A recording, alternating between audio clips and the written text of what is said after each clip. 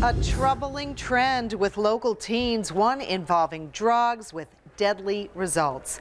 When we asked doctors about the biggest kind of risky behavior that they are seeing, the answer was immediate: Pharm parties. Channel 11's Jennifer Abney shows us how this innocent-sounding term is having lethal consequences right here in Western Pennsylvania.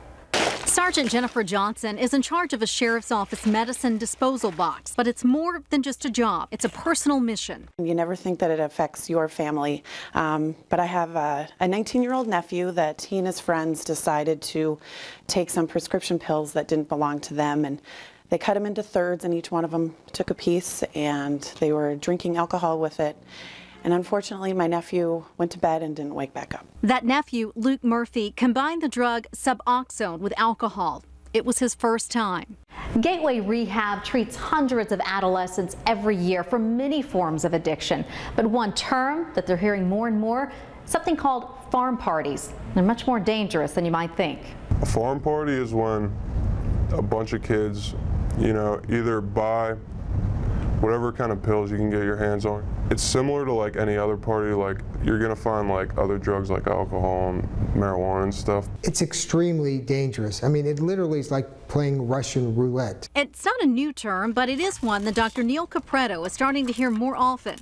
He says when you start mixing drugs, you can get one lethal combination. There's a young girl in our community recently was at a party, took 2 pills, didn't know what they were. There were 2 80-milligram Oxycontin. That's equal to 36 Percocet at one time. A recent study showed 20% of teens will have tried prescription drugs before they graduate.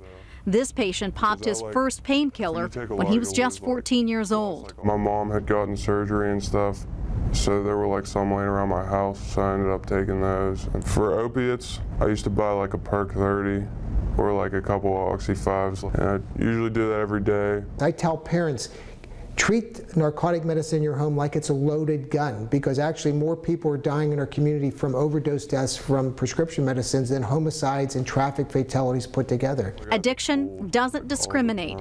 The patient we interviewed grew up in an affluent Pittsburgh suburb. That's why Dr. Capretto says parents need to be involved in their children's lives. Keep your radar screen on. I mean, this is too important. The life of your child depends on this. In Beaver County, Jennifer Abney, Channel 11 News. And Dr. Capretto said it is important for parents to be involved in their children's lives and pay attention to their behavior, who their friends are, and where they're spending their time.